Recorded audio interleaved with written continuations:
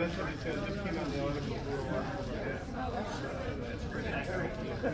Exactly. Thanks, Jeff. Good talking to you. Hi. You want to give one more speech for the video? Sure. Thanks. So you're Tim? Yeah, hi, I'm Tim, and I'm N6 Charlie, so I'm a ham radio operator, but I've been collecting military radio stuff since I was in junior high school, including this one. This is a SCR 284. I bought this in 1964 with my paper route money. I didn't know what it was, but I thought it was cool. And I eventually got interested enough to figure out how to make it work and how it works. And it got me interested in electronics. And then I started collecting, here's the walkie-talkie that goes with it. And that's the Korean War version of the same type of equipment. So there's tubes inside of there? There's lots of tubes in there, yeah.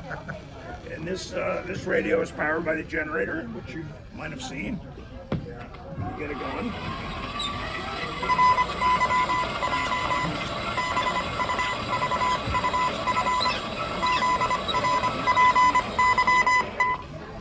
Yes. So after a few minutes of that, you want to drink a beer. Very important to cool the power supply down. You mean the operator? Yeah. No, the operator's got it easy. He's just hitting the key. It's the power supply that gets overheated. Thank you. So it all works. Super. Well, I was interviewing one of the Pearl Harbor survivors, and I said, "You have any message for the rest of your crewmates?" And he started going beep, beep, beep, beep, beep. I guess he was a radio guy, and so he was actually, could still just talk in Morse code. Yeah, it's funny you said that. We had a docent here named Art Gaskin. I know him. And Knew him, yeah. I was up in the museum one day, and we had this little practice machine set up. And I was in a meeting with somebody, and I'm hearing this. And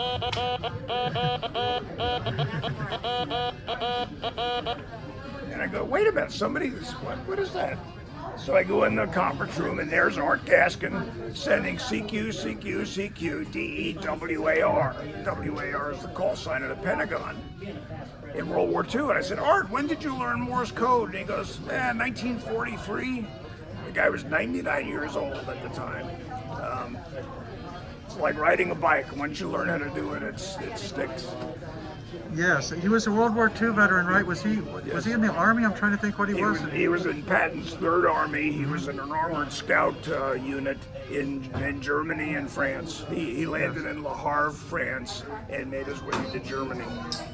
Yeah, and then ended up here as a longtime docent of this museum, especially when it started up, and for many years he really was one of the initial people to keep this thing going. He was, and the guy's memory was unbelievable. He talked about, he remembers Morse code from 70 years ago at the time.